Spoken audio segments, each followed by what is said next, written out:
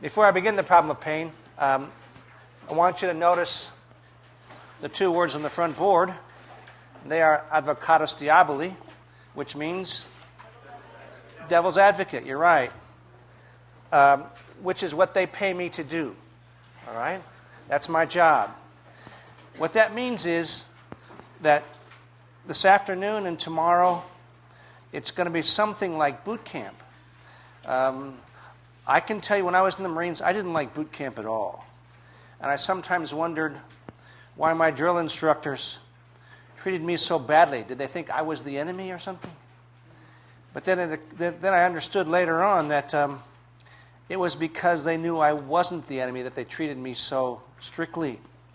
Because they wanted to make sure that I was ready, that I wouldn't become a casualty. Well, I don't want you to be casualties either, which means I'm going to do to you in a friendly setting here what the world would do later in an unfriendly setting. What's your name? Kristen. Look, Kristen is an intelligent person, obviously, and she came to Summit. Sits in the front row here, takes notes, she's on time all the time. And if she's a normal person, I might ask her a question and she'll give me a sensible answer, at least an answer that I think is sensible. And she'll then think, now he can go on and ask somebody else something. But I won't. Because see, I want to know, is Kristen lucky or is she good?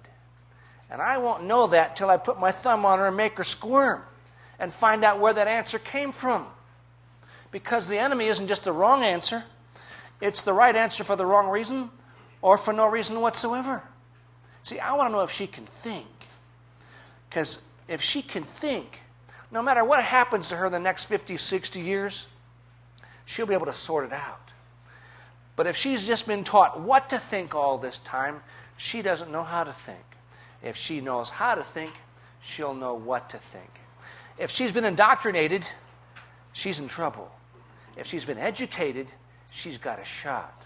So we're going to try and figure out how to educate ourselves on some of these difficult theological issues. Because education is your way out of groupthink, not into it. And so we're going to try and figure out what's true. And whatever it is, you go with it. Now, Christians have a problem with pain. That is, Christians say that God is all-powerful and that God is all good. Well, those might both be true.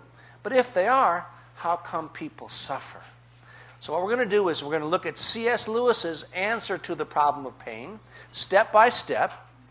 And then once we see what his answer is, we're going to try and critique it. Is he right? Is he wrong? Is he partially right or partially wrong? And whatever it is, wherever the truth and the evidence and the arguments lead, we're going to have to go there. Okay?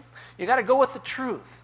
You can't serve the one who is the way and the truth by means of some falsehood. So if it means that some of your answers have to go, some of your theology is mistaken, well then the sooner you get rid of it, the better off you're going to be. Because it's the truth that sets you free, and you might as well go for the truth now.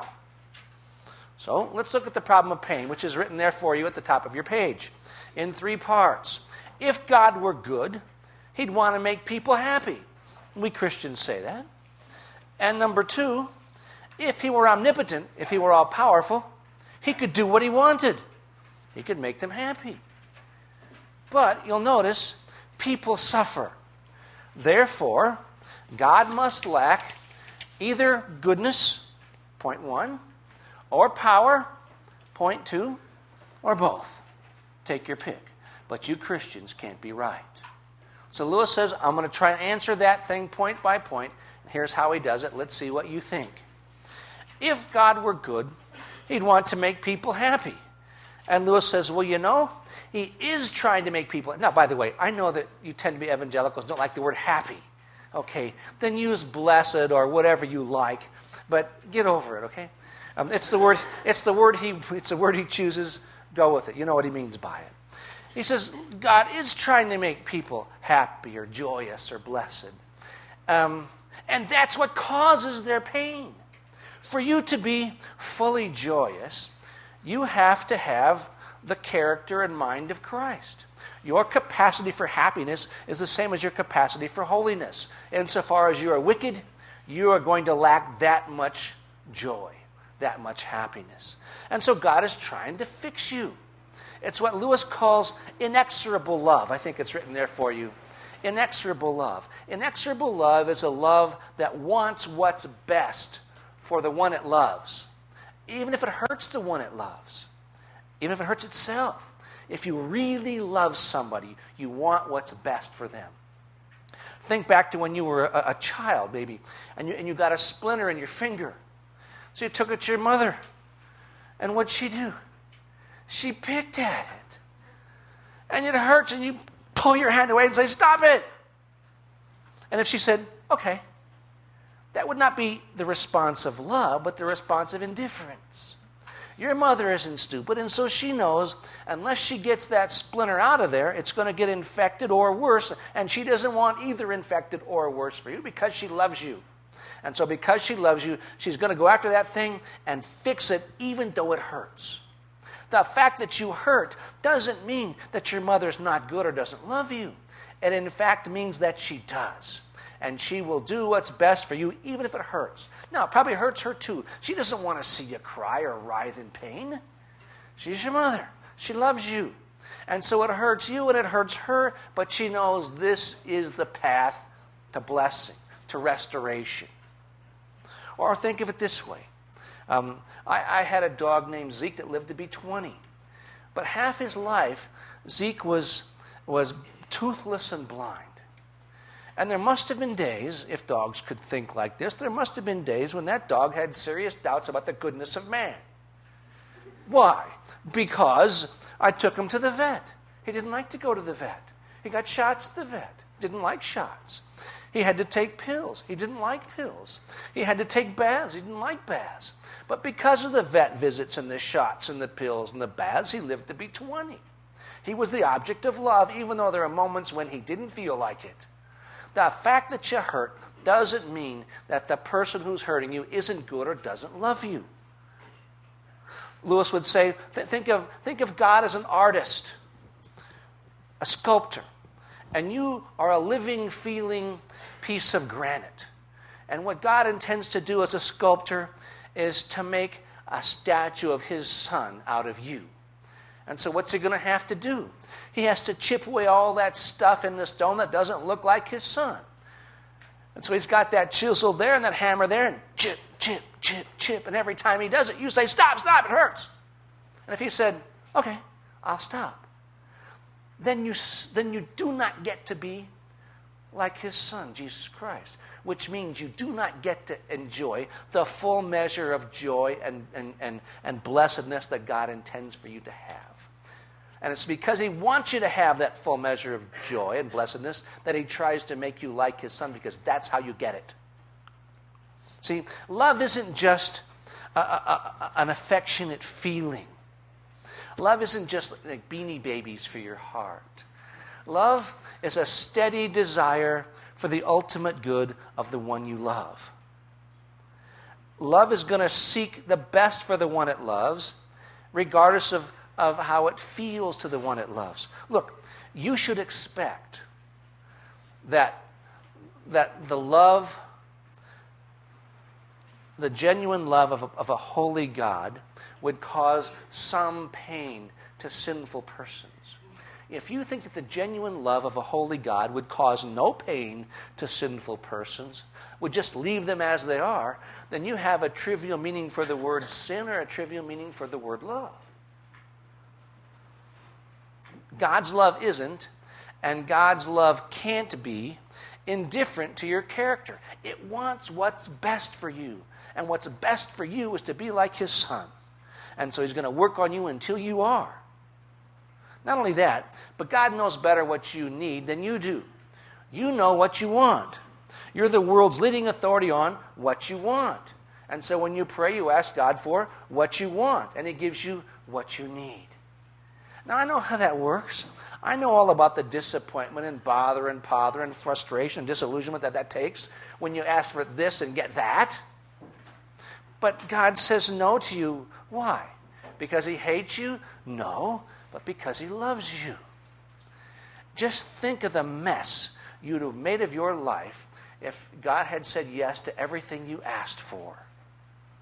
Look, even his own son prays 3 times for something not to happen, and the Father says to him, no. It's not because the Father doesn't love the Son. It's not because the Father isn't good. It's because the Father knows what's best, and that's what's going to happen. So Lewis would say, with regard to this point number 1, sometimes you hurt because God loves you, because God is good. It's this inexorable love thing. And he also says, as you'll see in your outline, it's what Lewis calls God's megaphone. A megaphone's kind of like an amplifier. It takes a sound and makes it louder so that you can hear it better. In fact, when Lewis's book was translated into Dutch, the Dutch title wasn't The Problem of Pain. The Dutch title was God's Megaphone. And so Lewis says, this is a quotation from Lewis, he says, pain is God's megaphone to a deafened world.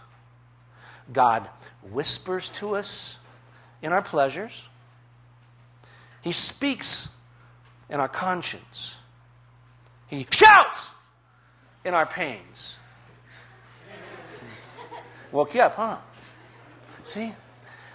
God shouting in your pains wakes you up to the fact that there's something wrong here. Pain shatters the illusion that all is well, all is not well. Pain shatters the illusion that you're self-sufficient. You're not self-sufficient. Pain removes some of your sources of false happiness so that you can actually get a shot at the real thing. And so God wakes you up. It's like an alarm clock. Say, hey, Buster, something's wrong here. You need to change your ways. Look, imagine if you had a deadly illness, a terminal illness, which is bad news, right? But let's make it even worse. This terminal illness has no symptoms, so you don't know you have it, and you won't know you have it until the moment you fall dead right there on the sidewalk. Well, wouldn't it be good if this deadly illness had some kind of symptoms, some kind of pain or itching or swelling or whatever it might happen to be, so that you'd know, wow, I have a problem. I better get to the doctor and get this fixed. Well, your soul has a problem like that. Your soul has a deadly disease called sin, and you need to go to the physician of your souls and get it fixed. Otherwise, you're going to die. And so God has this pain to wake you up to the fact there's something wrong here. Look, the worst possible scenario is you're on this long, steady, smooth, gradual descent down into hell.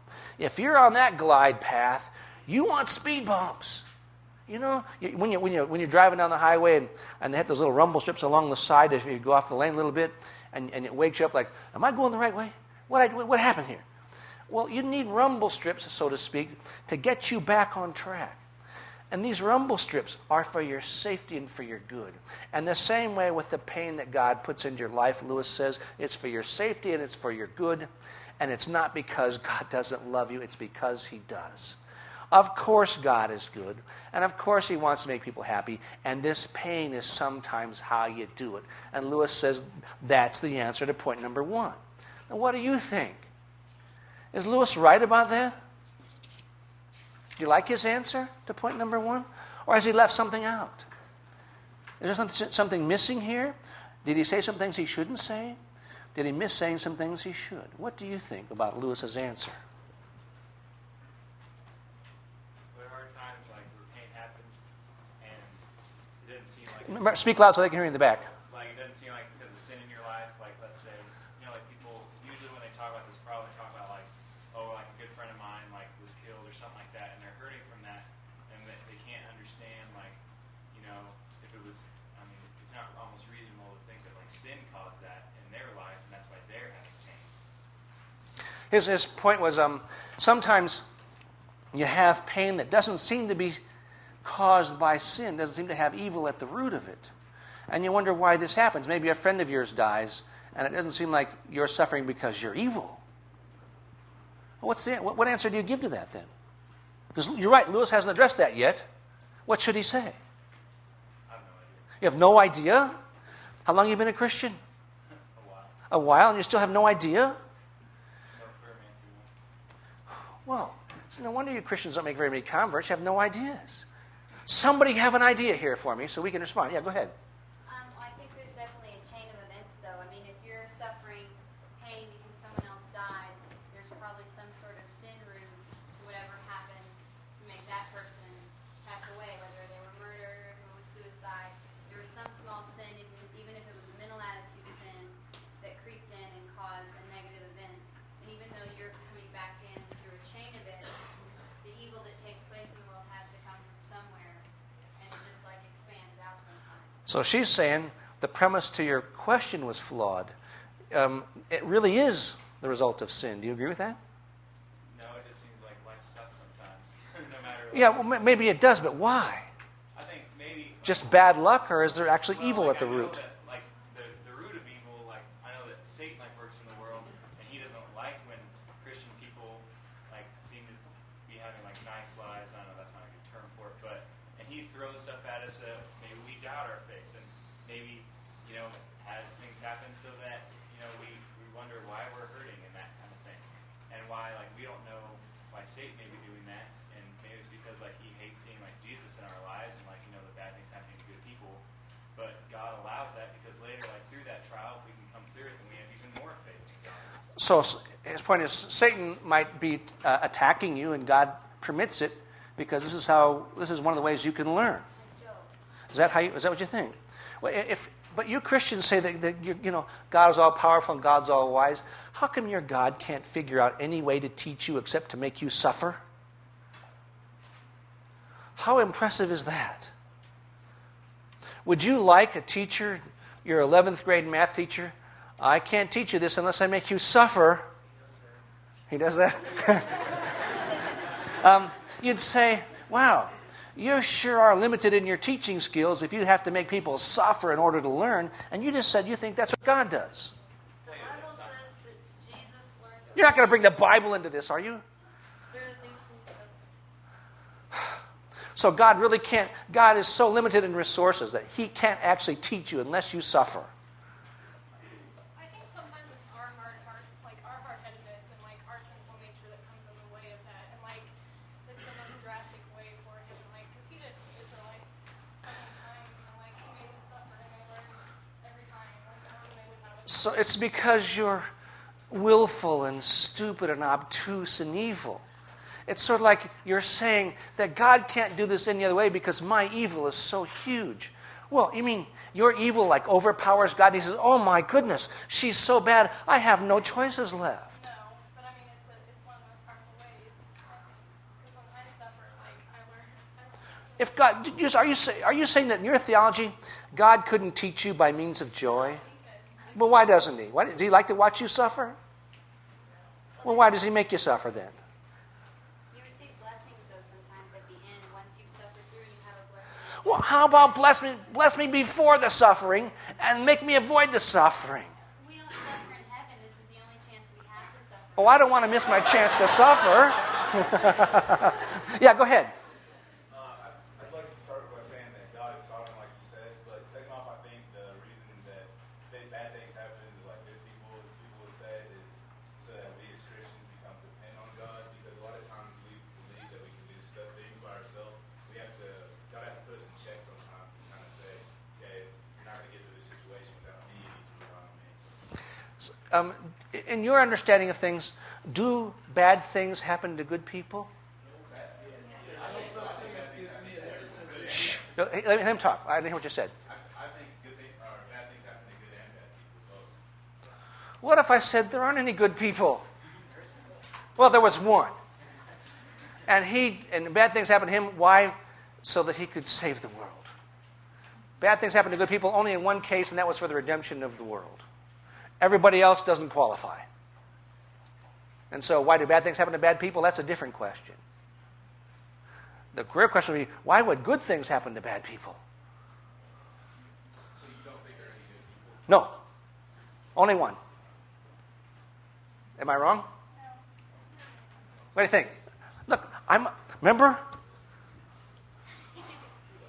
Am I wrong? What's your definition of good? Yeah, exactly. Whatever I say it is. Oh, who's to say, Time out here. Hold on. Write this down, okay? You're going to need this. These are the 4 forbidden sentences. The 4 forbidden sentences.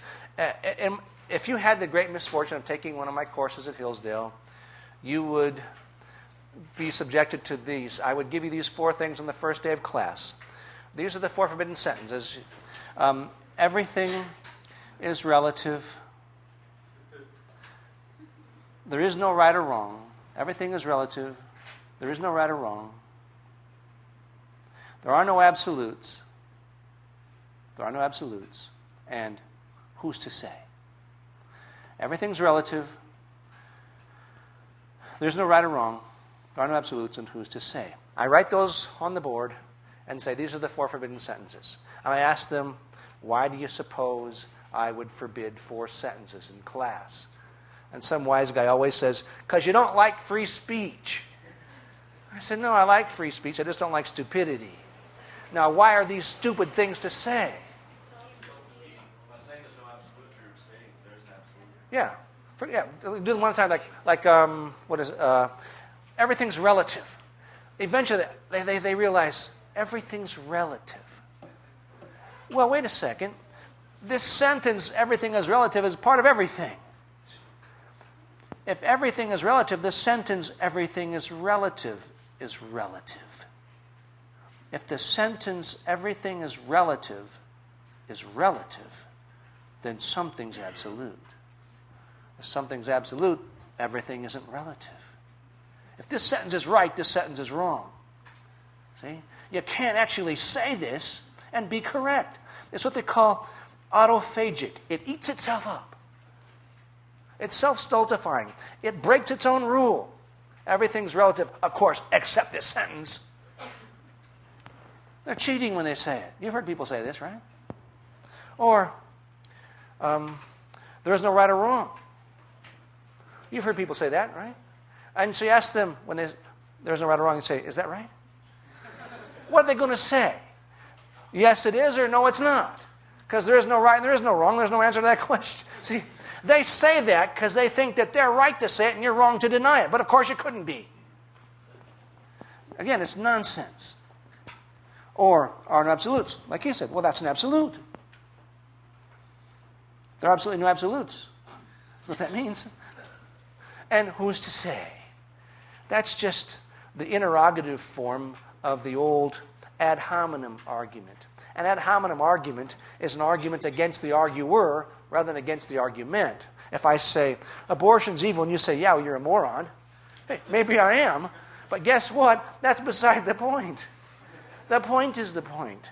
And we're talking about abortion. And so, whether the person making the statement is a genius or a moron is irrelevant. The statement is what is part of the argument. And so let's stick with that. See, now, when someone says, who's to say, they're trying to shut you up. They don't want to debate. They want you to be quiet. Who's to say? And you ask them, hey, who's to ask? See, they think they get to talk, but you don't. The answer to the question, who's to say, is the person with the best arguments is to say. Let's have a debate and find out who that is. See, they don't want that. They just want you to be quiet. And so I say to the students, you can't say these things because none of them works. When you say these things, you can't be right. And I assume you're paying lots of tuition money and coming to college so you can find out what's right, not to continue to be stupid. But you see this stuff on TV all the time. I don't know, on Maury Povich or Oprah or something, They might be talking about stem cell research and then maybe the guest will say, well, Oprah, everything's relative. There are no absolutes. There's no right or wrong. And who's to say? And the audience goes, yeah, that's good. No, that's bad. That was 4 sentences, boom, boom, boom, boom, in machine gun fashion that were stupid. And that in America passed for wisdom. And your job is to be the sworn enemy of nonsense in all its forms. You can't let that go. You have to fight it. And so, when I ask you questions like this, don't say to me any of those 4 things, because I'm going to point it out to you and everybody's going to laugh at you. Free country, go for it if you want to. So let's go to point number 2. Lewis says, if God were omnipotent, he would do what he wanted. He could make people happy. Now, at this point in his book, Lewis says, now, let's make a deal with ourselves. Here's the deal. Let's try to avoid talking nonsense. Let's not say silly, contradictory, absurd, ridiculous things. Because a statement is absurd and nonsense is nonsense even when you talk it about God. You can't say something nonsensical, put the words God can or God did in front of it, and all of a sudden it's profound and insightful. No, it's still dopey. You know, when we say that God is omnipotent, we mean that God can do all things. No, God can do all things. If you say to God, hey, God, you're a smart guy. What's a square root of purple? And you get no answer back. It's not because you somehow reach the limits of God's knowledge and power. It's because the square root of purple is not a thing. It's goofiness. And God can do all things. Hey, God, make me a stick with one end. Well, you want a stick or not? You know, because it's only got one end, it's not going to be a stick, is it? How much does yellow weigh? See, what does 47.6 taste like? See, you can think of this goofy stuff all the time. It's not really that you're thinking. You're just doing silly things in your head. And they have no relationship to what God can or cannot do. God can do all things. And nonsense isn't... That is, these nonsensical things... Let me try this a different way. God is both rational and righteous. So, with regard to righteousness, if you have a theory about God that makes him out to be somebody who throws babies in the back of a pickup truck with a pitchfork for fun, guess what? That's not good, right? And God doesn't do it. And it wouldn't be good even if in your head God did it, okay? Because God is righteous. And any theory that makes him out to be unrighteous is probably a theory you need to try and replace with something better. And God is also not righteous. He's also righteous. He's also not only righteous, he's also rational. Which means if you have... God doesn't stand around contradicting himself and working at odds with himself and speaking out of both sides of his mouth. God is internally consistent and reasonable. God is not irrational and contrary to rationality.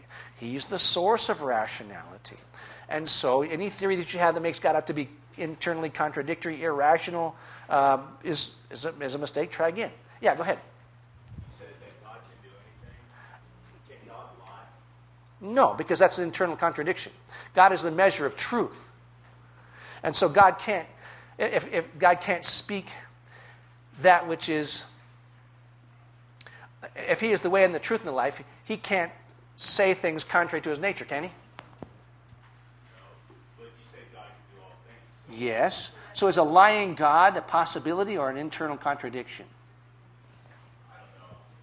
I believe you. Think about it. And then you would know. Is a lying God an internal contradiction? Is a sinful God? Could God sin? I don't think so. Okay, maybe you're right. Why do you think that God probably can't sin? Because he's God and he's the one who decides whether it's sin. He doesn't want to sin. Okay, so God is the measure of righteousness. Sure. Is God the measure of truth? Yes. So for the same reason he can't sin, he can't lie? Would you want to go with that? I'll guess it's... Don't guess. Think. What do you think? Yeah, go ahead. If he spoke everything into existence by Yeah. just saying it, would it make it true? So Let's say yes. Therefore what? So therefore, it's not a lie because when he says it, it's true. So whatever he does is right. Do you agree with that?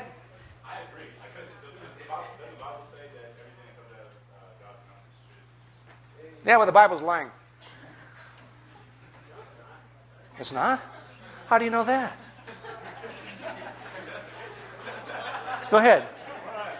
We have to figure out what sin is first. And sin is separation from God.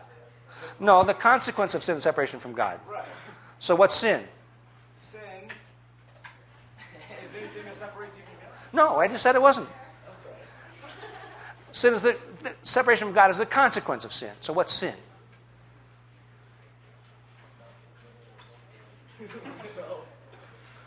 Go ahead. Sin is anything Shh. that keeps you from conforming to the perfection of God, either in your attitude or what you do or even who you are.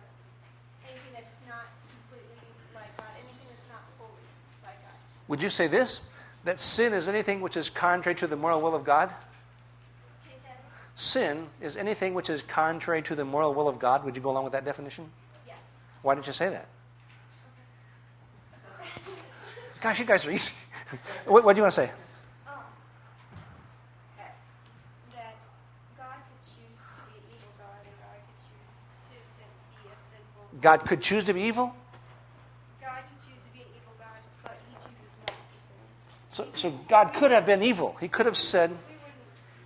Yes, what I'm saying. well, are you saying this? So I understand what your point is. In the Ten Commandments, God could have said, thou shalt commit murder, thou shalt commit adultery.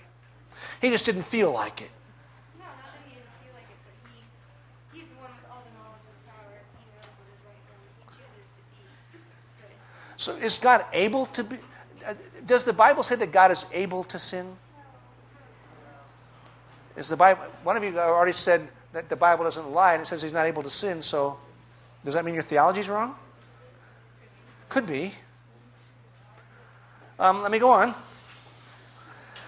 Because I've only got 14 minutes to go. So you're saying that Christ didn't have the choice of whether or not to turn the stones to bread?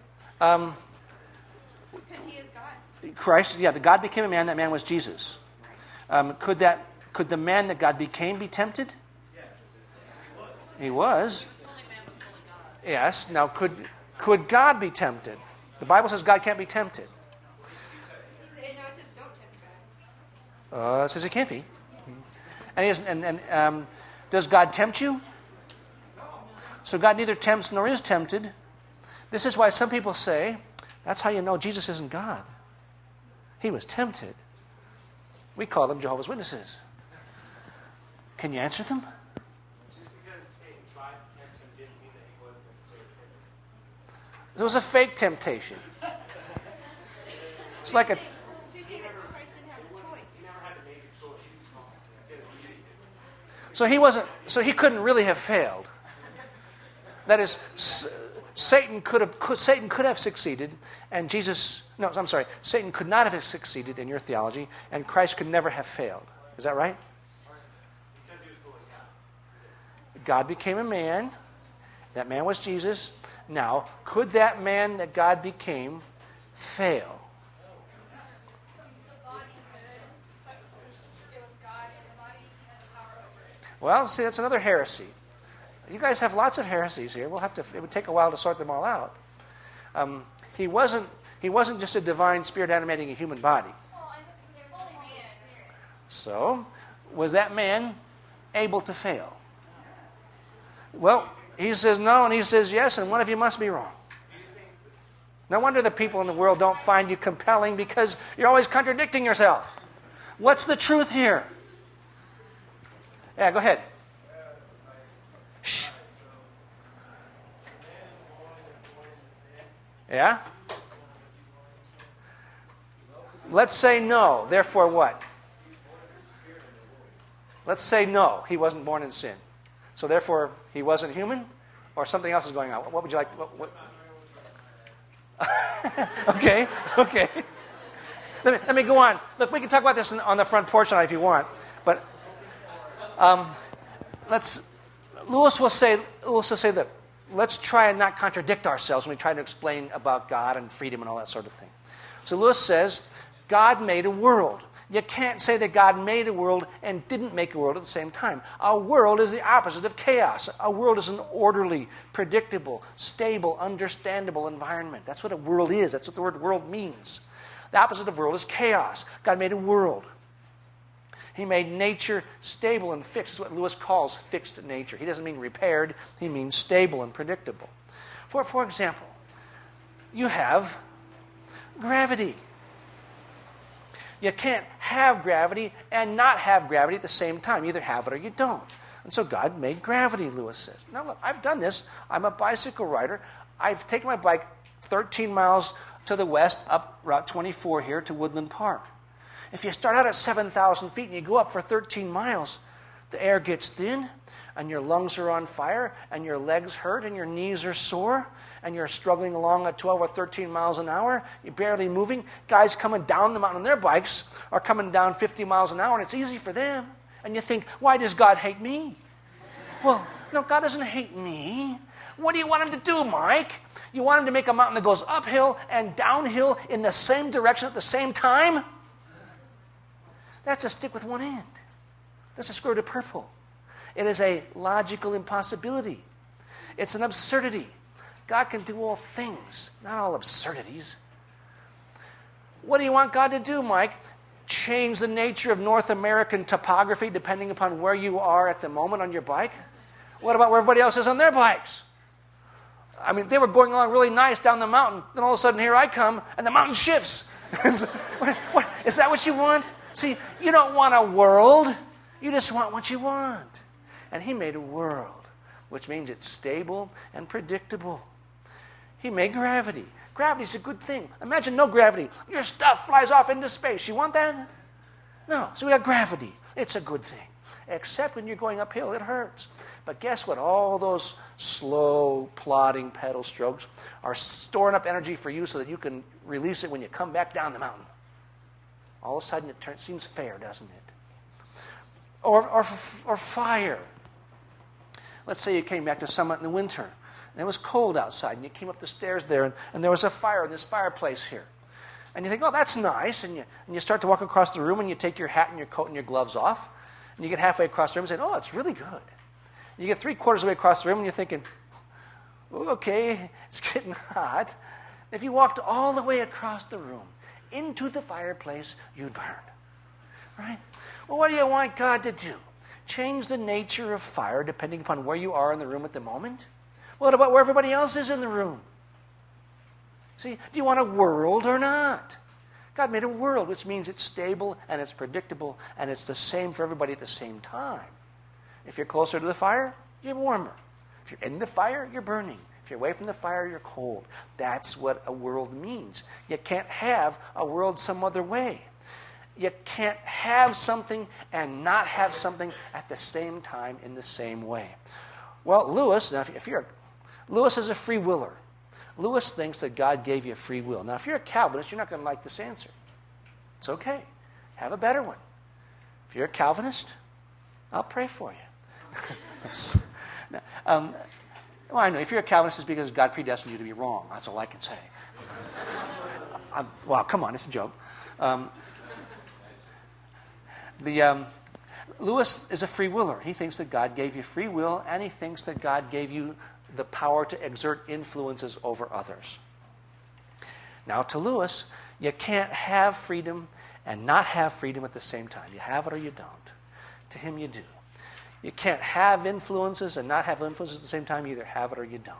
He says you have both this power to influence and human freedom. And so, what do you want God to do? Take it away and say, I don't really want to be free. I want to be like that pole. Well, then it wouldn't really be I, would it? Because the pole's not an I. The pole hasn't got thoughts and will and understanding. It's a pole. So you're saying to God, it was a mistake when you made me a person? I want to be a pole or a puppet? And not only that, but I don't like when people exert influences over me. Old drunk Joe down the street drinks a lot, gets in his car, drives down the block, and runs over little Susie on her tricycle. Well, that's tragic. Now, what do you want God to do? Take away influences of one person over another? Well, okay. Then mothers and fathers can influence children. Evangelists can influence the unsaved. Do you want influences or not? God made a world in which there is a world. It's predictable. And you have freedom and you have influence, which means you can't not have freedom and influence. That's the way he said. Now, you might want to argue that God was wrong. I'd like to hear that argument. God would have been smarter to make us all unfree and exert no influences over one another. Interesting case you'd have to make there. Go for it if you think it's right. Yeah, what were you going to say, man? I'm sorry, I'm lost. Are you saying that we have free will and God doesn't? Nope. I'm saying that God gave you the freedom. And if you have it, then you can't say, I don't have it. No, but you said that God couldn't choose to do wrong. So then God doesn't have free will? Right. God can't do anything apart from his nature. That is, Christian, go ahead. Are you saying that there's something more powerful than God that he decided that he was going to be righteous? Nope. God can't decide to do evil. What decided that God was going to be righteous then? He's the definition of righteous. Look, if righteous equals the moral will of God, and if sin equals that which is contrary to the moral will of God, God can't will opposite of his will. So you're saying His will is what's right. by definition, if God decided to do sin, There wouldn't be sin. it would then be made called righteous. Yes, but there's something that God can't will certain things. It is contrary to his nature to will certain things. It would be contrary to God's nature to command you to commit murder or to commit adultery. The Ten Commandments couldn't have said that, given who God is. See what I mean? Now, you might quarrel with that and say that either the Bible's wrong, or Christians misunderstand the Bible, or God is flawed or something. You can make a case against what I just said, and lots of people do, and they might be right.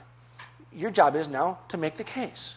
I'm giving you what Lewis's answer, and Lewis is a human being. He makes mistakes.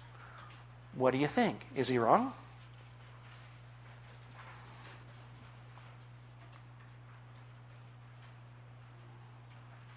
God always was and he always will be, that he decided what he was going to be. Only if you think that God makes himself by choice. So then you're still saying that God doesn't have a choice. I'm saying that God's nature can't be changed. He's the same yesterday, today, and forever. And so can he ever be different from what he is? So God isn't able to be other than what he is. Now, if you say that, what follows? That he can't have chosen something different, right? And call it good. He couldn't have chosen that all parents eat their young. It's contrary to his nature. And his nature isn't changeable and isn't subject to his choices. He will always choose according to his nature. He can't choose against his nature.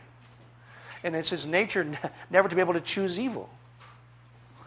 If Christianity's right. You think it is?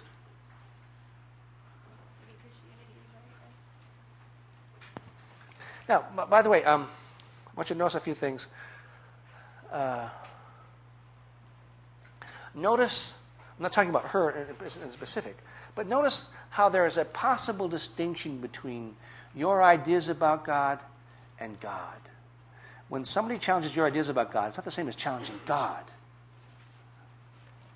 When someone says, who are you to question God? I say, I'm not questioning God, I'm questioning your theology. There might be a really big difference between the two things. Only the most arrogant of jerks thinks, my view of God is exactly right and has no errors in it. Sorry. Look, the thoughts you have about God, even some of the best thoughts you have about God, are perhaps slightly skewed, even on a good day. Our thoughts are images of God, and some of the images aren't really well conceived. You ever seen a dime? I'm sure you have. Whose image is on the dime? Franklin Roosevelt, right? Well, guess what? His head was a lot bigger than that. Right? You can't shrink a person down to that and expect to get it exactly right. And you can't shrink God down to some of your thoughts about him and get it exactly right. I'm not saying that God can't be known and you can't have truth about God. I am saying don't too easily identify your thoughts about God with God himself. because you have a fallen mind, and it's easy to be mistaken. It's easy to be wrong. Yeah, go ahead. You said that God cannot command someone to murder. Yeah. What was he doing when he commanded Abraham to sacrifice Isaac? What do you think he was doing? He was breaking his own law, wasn't he? See, you Christians are wrong about everything. You say God doesn't do this stuff, and then right there in the Bible it says He command. Is God for child sacrifice? Your God apparently is.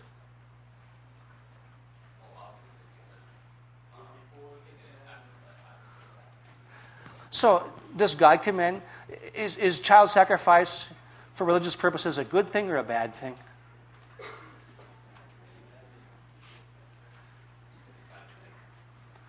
And you think that God commanded Abraham to do a bad thing? Well, I'm trying to figure out what the point is.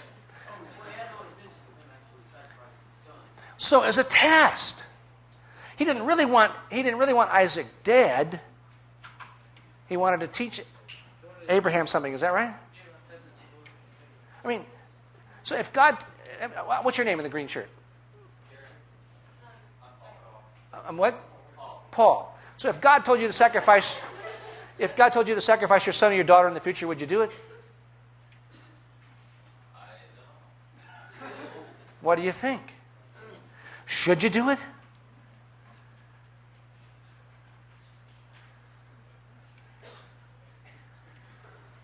Should you? Is there a difference between Yahweh and Moloch? You never read the Old Testament? I'm sorry. Moloch was the god who demanded child sacrifice. Was that the god of the Jews? Is that the father of Jesus? So, what should Abraham have done? When God says, hey, sacrifice your son for me, Abraham. Abraham should have said yes or no. Which was? So God does command you to do things that are evil. So it might be okay sometimes to kill your kids. It's all relative. Who's to say? Shh. Let her speak. If you had enough faith in God, you know God would never command you to do anything that would be considered bad or evil. Yeah. Abraham went and killed his son, or sacrificed his son. There could have been some big good thing that might have come from it, or if he did something, it would. So ends justify means. If a good result happens, it's okay to kill your kids. Yeah, he didn't kill him. God said, stop. You know, the knife is pretty much in the air, coming down, and Abraham's hand is stopped there and say, hey, look, dummy, there's a ram in the thicket. Sacrifice it. Yeah, does he really want your kids dead? Yeah.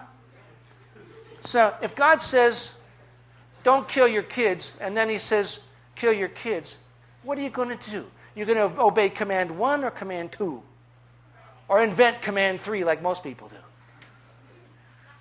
Yeah. In the black shirt.